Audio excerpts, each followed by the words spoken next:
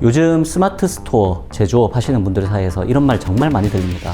재고가 너무 많이 쌓였어요. 삼성 쪽 공급이 멈췄다는데 우리도 영향 오는 거 아니야? 원자재 주문하면 2달은 걸리니까 돈이 안 돌아요. 그리고 거래처 하나만 무너지면 바로 위험해져요.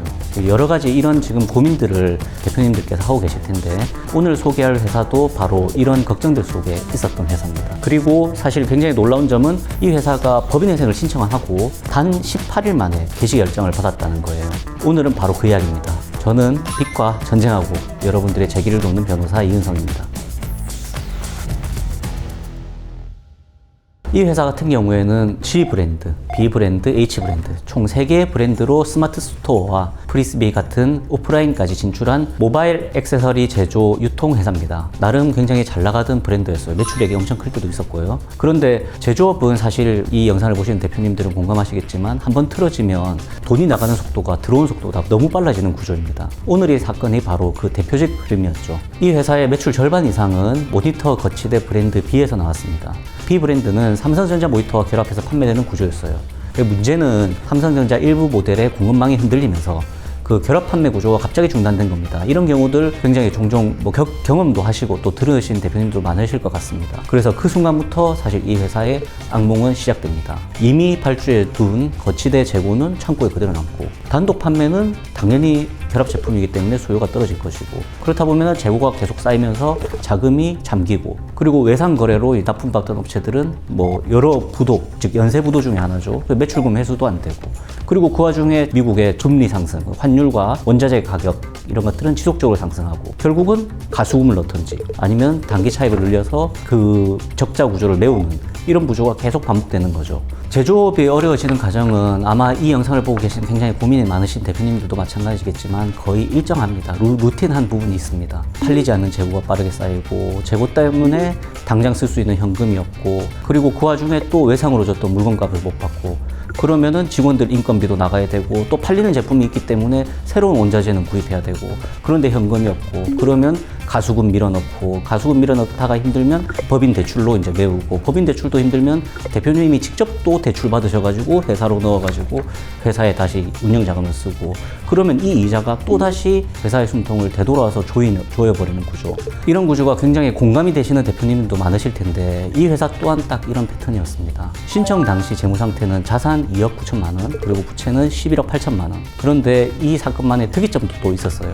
재고는 계속 쌓였지만 브랜드는 여전히 시장에서 평가가 좋았습니다. 즉 완전히 끝난 회사가 아니라 돈의 흐름만 잘못 걸린, 즉 현금 흐름이 딱 막혀버렸던 회사인 거죠. 그래서 혼자서 굉장히 많이 고민을 하시다가 저희 법무법인 스탠다드의 문을 두드리게 되셨습니다. 그래서 저희가 이 사건을 처음 보고 우선 2가지 숫자를 비교했습니다. 첫 번째, 청산가치. 회사의 문을 닫고 다 팔았을 때 받을 수 있는 금액이 얼마냐? 그러면 약 2억 9천만 원 정도. 계속 기업 가치. 이 회사를 계속 운영하면 앞으로 벌 수 있는 돈의 가치는 약 3억 5천만 원 정도가 됐습니다. 브랜드 가치라든지 장래에 계속 기업 가치가 있다는 전제하에서 이 회사를 살리기 위해서는 딱 2가지가 필요했습니다. 우선 첫 번째, 재고를 판매할 시간. 왜냐하면 이 재고가 팔려야 당연히 돈이 생기고 돈이 생겨야 변제가 가능합니다. 그리고 원부자재 구입도 가능하고요. 두 번째, 채권자도 이게 더 낫다라고 납득할 만한 구조가 필요했습니다. 청산보다 회생이 더 이득이어야 하는 거죠. 그래서 저희는 이렇게 설계했습니다. 채무 원금 기존 이자 중에 69%는 출자 전환을 하고 그 빚을 즉 회사 지분으로 바꿔서 회사의 부담을 낮추는 거죠. 그리고 나머지 31%는 10년 동안 매년 분할 상환 변제. 근데 법인회생을 신청을 하고 인가를 받게 되면 매 연말 변제입니다. 그렇기 때문에 사실 현금 유동성 확보 그리고 사업 구조 설계 이런 것들이 훨씬 더 용이해지는 거죠. 그리고 개시 후 이자는 전액 면제가 됩니다. 일단 어느 정도 회사가 숨 쉴 시간을 확보할 수 있는 거죠. 이 회사의 진짜 하이라이트는 속도였습니다. 저희가 간이회생 신청서를 제출을 하고 거의 3일 만에 보존 처분과 포괄적 금지 명령, 즉 채권자 압류, 강제 집행을 전부 다 멈춰주는 그 결정을 받아내고 신청 후 18일 만에 간이회생 개시 결정이 됐습니다. 일반적으로 개시 결정은 저희가 통상적으로 안내를 해드릴 때는 한 달, 좀 더 길면 한 달 반 정도 이 정도로 이제 말씀을 드리는데 이건 사실 전국에서 그나마 굉장히 빠르다는 서울회생 부분 기준으로도 매우 빠른 케이스입니다. 이 사건이 이렇게 빠를 수 있었던 이유는 무엇인가? 첫 번째로는 재무 자료가 정확하게 준비된 상태였습니다. 했습니다. 대표님께서 굉장히 애를 많이 써주셨죠. 신청 단계에서 또 굉장히 꼼꼼하고 이렇게 정리를 잘 해주시는 분이었어요. 그리고 두 번째는 업종 구조상 계속 기업 가치 논리가 매우 명확했기 때문입니다. 즉, 이 회사는 제조업으로서 어느 정도 브랜드 가치를 가지고 지금까지 쭉 영업해왔던 것, 그리고 비록 결합 상품이었기 때문에 현재 현금 유동성 악화에 빠졌지만 그거 아니더라도 이 회사는 다시 살아날 수 있다.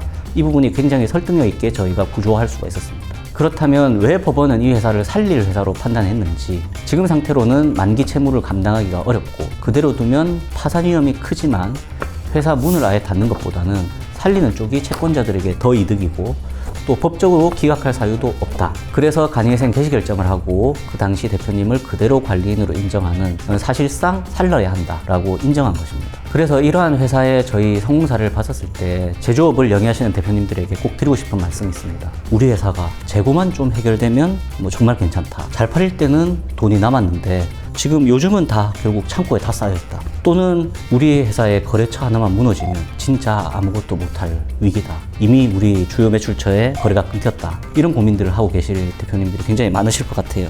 지금 우리 회사의 가치는 영원이 아니다. 즉, 아직 숫자로 증명되지 않았을 뿐이다. 따라서 혹시 지금 재고, 환율, 은부자재 가격 상승, 인건비, 매출처 이탈 이런 걸로 고민하시고 계신 대표님들이 계시다면 혼자 검색창을 이렇게 찾아보시고 막 애쓰시는 것보다는 숫자로 정리를 하고 말을 할 수 있는 법률 전문가의 도움을 한번 받아보시는 것도 좋을 것 같습니다. 그렇게 이례적으로 비결을 좀 따지냐, 혹시 또 다른 비결이라도 네, 이제 그게 비결이라기 하긴 그렇고, 이게 어떻게 보면 저 입장에서는 처음에 이 이야기를 전해 듣고 굉장히 감사한 이야기긴 했습니다. 대표님이 이제 이 회생을 신청을 하고 나면 한 일주일 정도 있으면 대표자 신문이라는 걸 하거든요. 대표님과 이제 저희 스탠다드 변호사님들하고 같이 가가지고 법원의 질문에 답변을 합니다. 왜 이렇게 회사가 어려워졌는지, 그리고 어떤 식으로 다시 살아날 계획을 가지고 있는지, 그리고 그게 현실성이 있는지, 이런 것들을 다 질문을 하시는데, 그 대표자 신문이 끝나고 이제 법원의 어떤 분께서 이제 저희 대표님에게 질문을 하셨다고 하시더라고요. 어떻게 하다가 이 법무법인 스탠다드를 선택하게 됐냐, 왜 법무법인 스탠다드에 의뢰를 하게 됐냐, 이 질문을 하셨다고 합니다. 저희 이제 의뢰인이신 대표님께 정말 제가 이 영상을 빌어서 다시 한번 감사하다는 말씀을 드리는데, 말씀을 하시는 게 다른 여러 군데에서도 상담을 받고 이렇게 해봤지만 무엇보다 이 회사를 살리려고 하는 진정성이 느껴졌다고 말씀을 하셨습니다. 다른 데서는 일반적으로 그냥 이야기할 수 있는 법리, 법적 지식 내지는 본인의 경험, 이 정도까지만 말씀을 하시는데, 이제 이 변호사님, 저겠죠? 그래서 이 회사가 회생인지 파산인지 ARS인지 프리-ARS인지 여러 가지 절차들이 있는데, 그거는 사실 도구로서 두고 명확하게 이 회사를 어떻게 하면 살릴 건지에 대해서 함께 고민을 하고 거기에 맞는 최적의 솔루션을 내주는 곳이 저희 법무법인 스탠다드였다라고 말씀을 주셨습니다. 또 하나 이제 말씀 주셨던 거는, 그리고 이 회사가 정말 살릴 수 있는지 여부에 대해서 객관적으로 진지하게 검토를 하고 이건 정말 한번 회생을 해볼 만하다. 본인께서 받으셨던 조언들이 굉장히 좀 여러 가지 마음으로 와닿았기 때문에 저희 법무법인 스탠다드를 선택했다라고 말씀을 주셨다고 합니다. 그래서 저는 사실 그 이야기를 이제 전해 들었지만 굉장히 좀 감동을 좀 받았었고, 앞으로도 이런 말씀을 많이 들을 수 있도록 더 노력해야 되겠다고 생각을 했는데, 그래서 이렇게 개시 결정을 빨리 해주신 거 아닌가.